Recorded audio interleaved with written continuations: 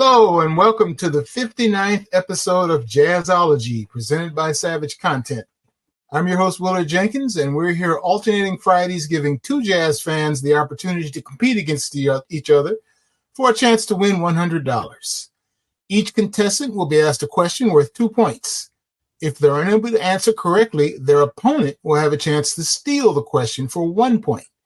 We'll ask 10 questions, and at the end of the 10 questions, the person with the lowest score will get a bonus question for the opportunity to tie the score, no matter how far they're behind in the score. If they're successful, the game will go to sudden death. The person in the lead at the end of regulation will go first, and each contestant will take turns trying to answer the sudden death multiple choice question until we have a winner. And now let's meet this week's contestants. Our reigning Jazzology champion is Matt Merewitz. As founder and director of Fully Altered Media since 2007, Matt Merewitz has become known as one of the most in-demand publicists and consultants in the world of creative music. Matt resides with his family an hour north of New York City. Our challenger for this 59th episode of Jazzology is the return of Greg Bryant, a Philadelphia-based musician, writer, and broadcaster at Sirius XM Real Jazz, where he's known as the Watchman. Greg is also a podcast host. Let's get to today's episode of Jazzology, and as our reigning champion, Matt Merewitz goes first. You ready, Matt? Yep. Okay, Matt. Who wrote the bebop standard tune, Good Bait? Would that have been A, Dizzy Gillespie, B, Tad Dameron, C, Charlie Parker, D, Fats Navarro, or E, Thelonious Monk? I remember the first time I heard this piece, I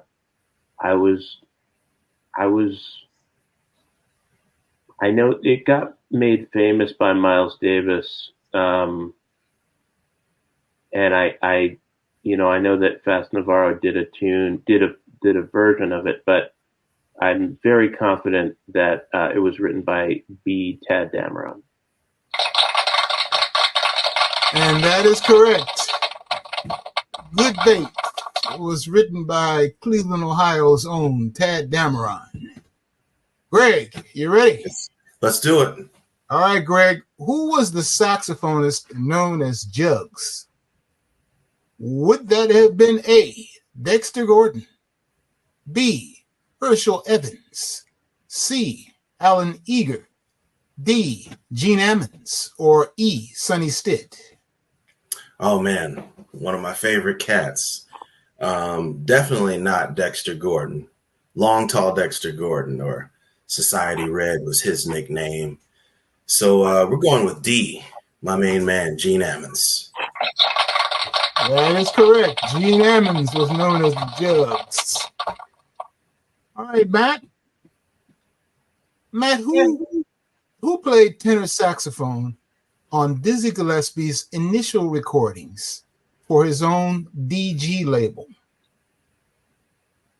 Would that have been A, Charlie Parker, B, Dexter Gordon, C, John Coltrane, D, Sonny Stitt, or E, Coleman Hawkins? It's funny because I think this was related to a question on a previous episode. I'm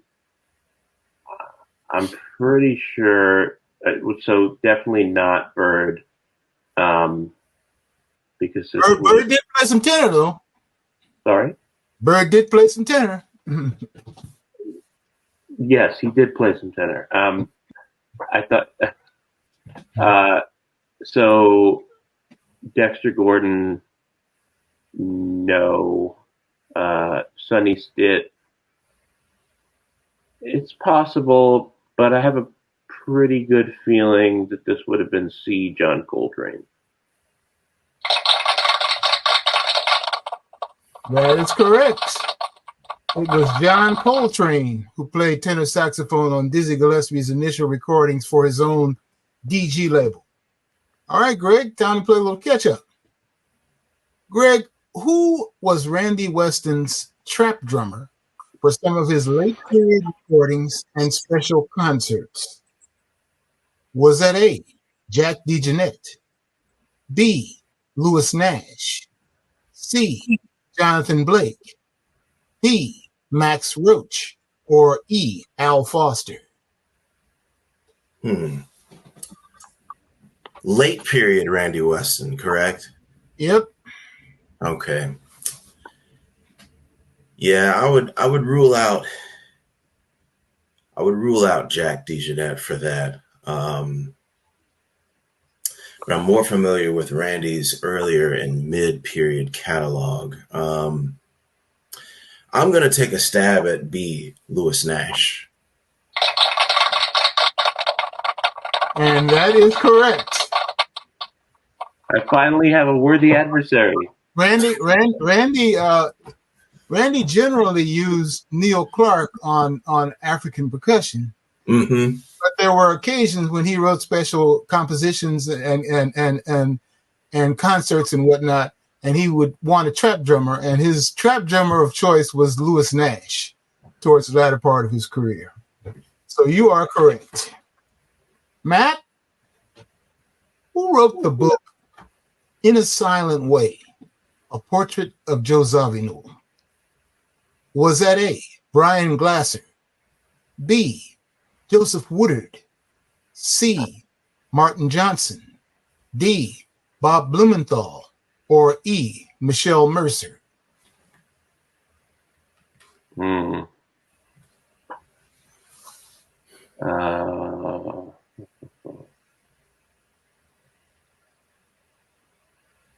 This is hard. Let's see. Not Martin Johnson. I know Martin really well. Not Bob Blumenthal. I know Bob very, very well. Not Michelle Mercer. Also know Michelle pretty well. The only two it could be are Brian Glasser, I believe is British, and Joseph Woodard, who is a writer out of Santa Barbara. Can you tell me the name of the book once again?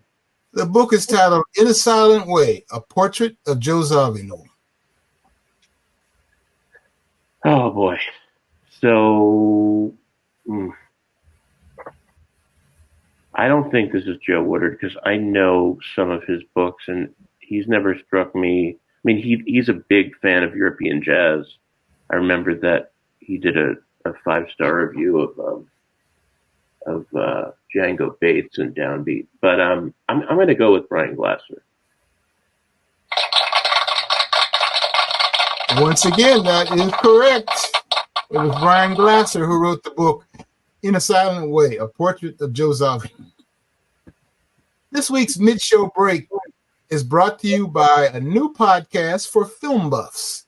It's called Savage Movie Night Podcast.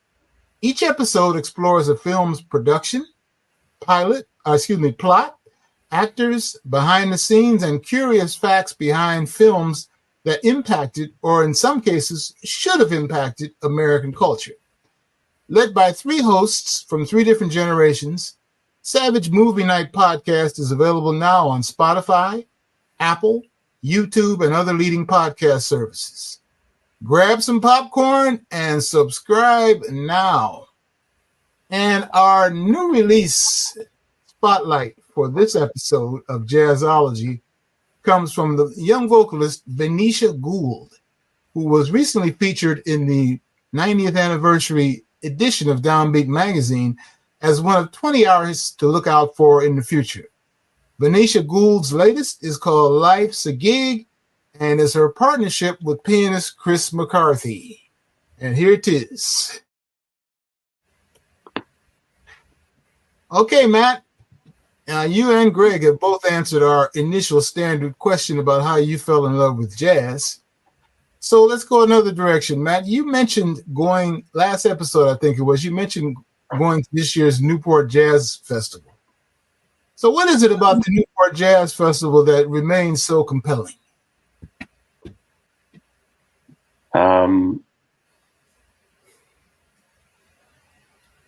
I just think it's the history, the history of the place, the just on that hollowed ground, you have recordings from Miles, from Nina Simone, from Ellington, from I'm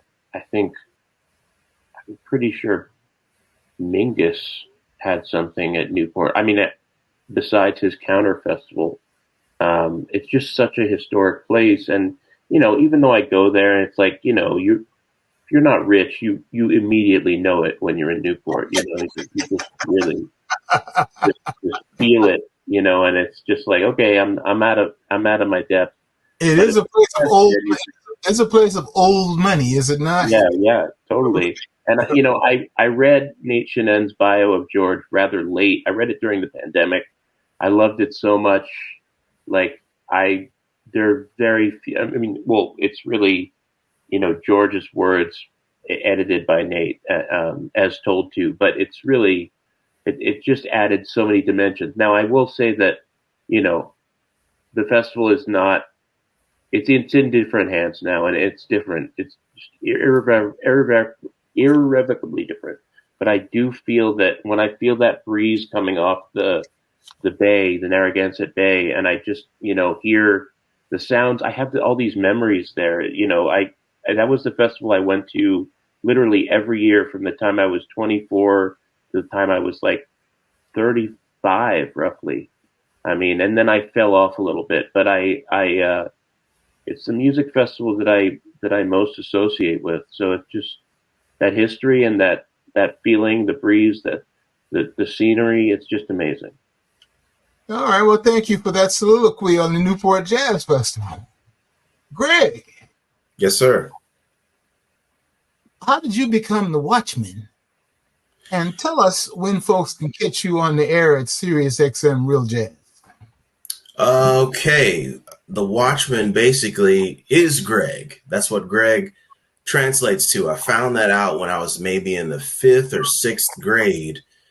So before I left my native city of Nashville, Tennessee, to move to the East Coast, I was in radio there at WFSK. And I wanted a way to kind of, at that time, separate my gig life, being in the clubs and so forth, versus the radio guy, which now I don't really separate those things anymore. But I decided on the Watchman as kind of an alias. It's still Greg. It's still something that I answer to. But it would be a little bit of a barrier, I guess, between people who were, appreciating me for one thing versus another. But I fall right into it. And it definitely represents an aspect of my personality. But yeah, Sirius XM and also WRTI. But for Sirius XM, Monday through Thursday, 6 p.m. Eastern to midnight, and then Saturday from 5 till about midnight as well. All right. So you can catch the Watchman on Sirius XM Real Jazz. And you're up next, Greg. Okay. Greg, who is the author of the recent Ramsey Lewis memoir, Gentleman of Jazz, A Life in Music? Would that be A, John Murth, B, Ashley Kahn, C, Howard Mandel, D, Eugene Holly Jr., or E, Aaron Cohen? Man, thank you for this question. I have been wanting to read this book for so long and literally just got a copy of it 2 days ago. So I'm going to pour into that perhaps beginning this weekend. And it's really cool because before I left Chicago, I lived in Chicago for about 1.5 years. And before I left, I got to play with and meet Red Holt, who was the original drummer for the original Ramsey Lewis trio, or Gentlemen of Jazz, if you want to call them that. But Red would always hint around about how the group dissolved, but he never would tell me. So I've got to race to that part of the book. I want to know how Ramsey hooked up with Maurice White and went ahead, and Young Holt Unlimited did their own thing. But to answer your question, Aaron Cohen, E. That is correct. And a reading of that book will give you the answer you're looking for as to why that trio broke up and how Maurice came onto the scene. So, Matt, you're up next. The score is tied. Matt, which of the following musicians is a family member of New Orleans' own Trombone Shorty, who is so heavily steeped in jazz but plays a lot of other kinds of music as well? Would that be A, James Andrews, B, Glenn David Andrews, C, Travis Trumpet Black Hill, D, Walter Papoose Nelson, or E, all of the above? You said relative or family member. And that, in that parlance, we're talking extended family. We're talking, sorry, say that again. We're talking extended family. It can mean extended family. Yes. Okay. Well,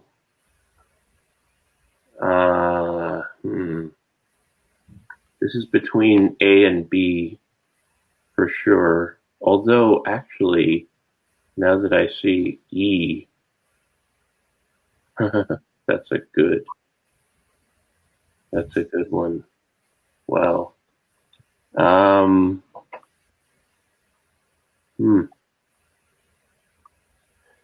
So I'm pretty sure that James Andrews is Trombone Shorty's brother, and I'm pretty sure that Glenn David Andrews is Trombone Shorty's cousin. I'm pretty sure of that, or nephew, or whatever. And I don't know the other two names, but since E is there, I'm going to have to go with E. That is correct. All of those musicians are members of Trombone Shorty's extended family. So, Greg, your turn next. Drummer Matt Wilson's 2017 album, Honey and Salt, was inspired by what great poet? Would that be A, Langston Hughes, B, Carl Sandburg, C, Walt Whitman, D, Robert Frost, or E, Emily Dickinson?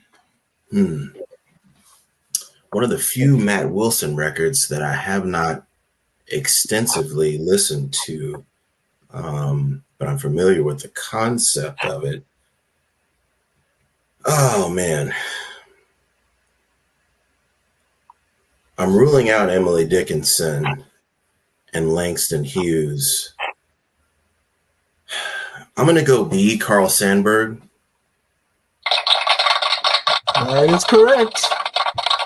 It was Carl Sandburg who inspired Matt Wilson's record, Honey and Salt. They actually were from the same region of Illinois. So, Matt, your turn next. Matt, the late Hammond B3 organist Joey DeFrancesco recorded and or toured with which of the following musicians? Would that be A, James Moody, B, David Sanborn, C, George Benson, D, Joe Lovano, or E, all of the above? My initial instinct is to say E, all of the above.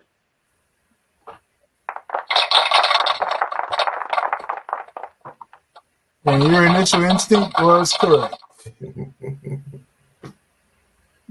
Greg, your turn. Mm-hmm. The members of what NEA jazz master saxophonist Charles Lloyd referred to or called his new quartet included Jason Moran on piano, Reuben Rogers on bass, and who on the drums? Was that A, Jonathan Blake, B, Brian Blade, C, Eric Harlan, D, Kendrick Scott, or E, Carl Allen? Shortly before I moved to Philadelphia a couple of years ago, I actually saw Master Lloyd play with this gentleman who I think was the only holdover of that band. And there's an ECM record also with this formation. We're going with C, Eric Harland. That is correct. We are tied 10-10. Our sudden death question is up next. And as our returning champion, Matt goes first on sudden death. Matt, drummer and bandleader Sherry Maracle, who co-founded the all-woman big band known as Diva, is a native of what city? Is Sherry Maracle a native of New York, A, New York, New York, B, Philadelphia, C, Chicago, D, Buffalo, or E, Syracuse? Oh boy. Sudden death.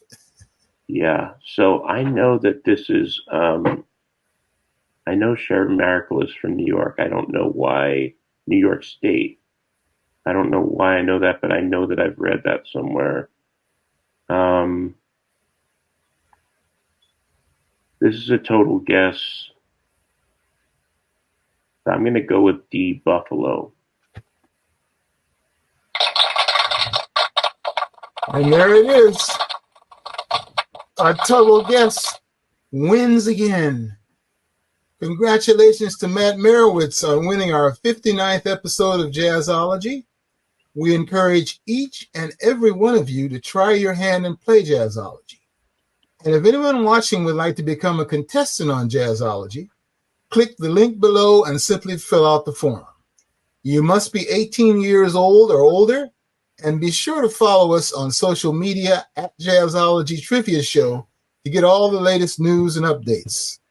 Thanks so much to Matt Merewitz and Greg Bryant, the Watchman, and to everyone who joined us for our 59th episode of Jazzology today.